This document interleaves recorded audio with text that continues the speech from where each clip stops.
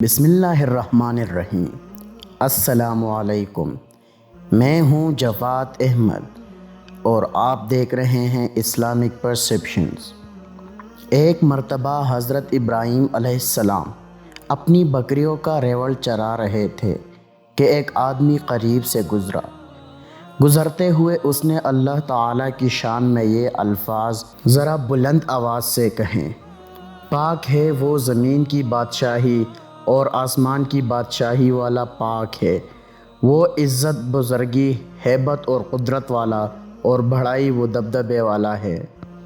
حضرت ابراہیم علیہ السلام نے جب اپنے محبوب حقیقی کی تعریف اتنے پیارے الفاظ میں سنی تو دل مچل اٹھا۔ فرمایا: اے بھائی، یہ الفاظ ایک مرتبہ اور کہہ دینا۔ اس نے کہا کہ مجھے اس کے بدلے کیا دیں گے؟ آپ علیہ السلام نے فرمایا: آدھا ریوڑ۔ اس نے یہ الفاظ دوبارہ کہہ دیے۔ آپ کو اتنا مزہ آیا کہ بے قرار ہو کر فرمایا: اے بھائی، یہ الفاظ ایک مرتبہ پھر کہہ دیجئے۔ اس نے کہا: آپ مجھے اس کے بدلے کیا دیں گے؟ فرمایا: بقیہ آدھا ریوڑ۔ اس نے یہ الفاظ دوبارہ کہہ دیے۔ آپ کو اتنا سرور ملا کہ بے ساختہ کہا: اے بھائی، یہ الفاظ ایک مرتبہ اور کہہ دیجئے۔ اس نے کہا: اب تو آپ کے پاس دینے کے لیے کچھ بچا نہیں ہے، آپ کیا دیں گے؟ فرمایا: اے بھائی، میں تیری بکریاں چرایا کروں گا، تم ایک مرتبہ میرے محبوب کی تعریف اور کر دو۔ اس نے کہا: حضرت ابراہیم علیہ السلام، آپ کو مبارک ہو، میں تو فرشتہ ہوں، مجھے اللہ تعالیٰ نے بھیجا ہے کہ جاؤ اور میرا نام لو اور دیکھو کہ وہ میرے نام سے کیا دام لگاتا ہے۔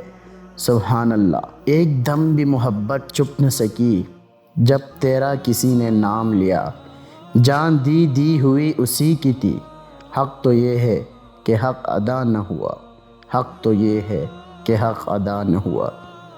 اسی طرح اللہ تعالیٰ سے محبت کے حوالے سے حضرت ابراہیم علیہ السلام کے بارے میں ایک اور واقعہ ہے کہ حضرت سیدنا ابراہیم علیہ السلام کی روح لینے کے لیے ملک الموت آئے۔ انہوں نے فرمایا: کیا آپ نے کسی ایسے دوست کو دیکھا ہے جو اپنی خلیل کی روح کو قبض کر رہا ہو؟ انہوں نے کہا: اچھا، اللہ تعالیٰ سے پوچھتا ہوں۔ ملک الموت نے اللہ تعالیٰ کے حضور عرض کیا۔ اللہ نے فرمایا کہ جاؤ میرے حبیب کو پیغام دے آؤ۔ کیا تم نے کسی دوست کو دیکھا ہے کہ اپنے دوست کی ملاقات سے انکار کر رہا ہے؟ تو جیسے ہی ان کو پتہ چلا کہ موت اللہ تعالیٰ کی ملاقات کا طریقہ ہے، کہنے لگے: ملک الموت، عجل عجل، جلدی کر، روح قبض کر، مجھے اپنے مالک سے واصل کر دے۔ یہ تھی تمنا حضرت ابراہیم علیہ السلام کی کہ اب تو جلد سے جلد اپنے پیارے اللہ کے حضور جا پہنچیں اور ملاقات حبیب سے لطف اندوز ہو۔ اسی لیے حدیث پاک میں فرمایا، حدیث قدسی سے: ملاقات کر کہ میرے نیک لوگوں کا شوق میری ملاقات کے لیے بڑھ گیا اور میں ان کی ملاقات کے لیے ان سے بھی زیادہ مشتاق ہوں۔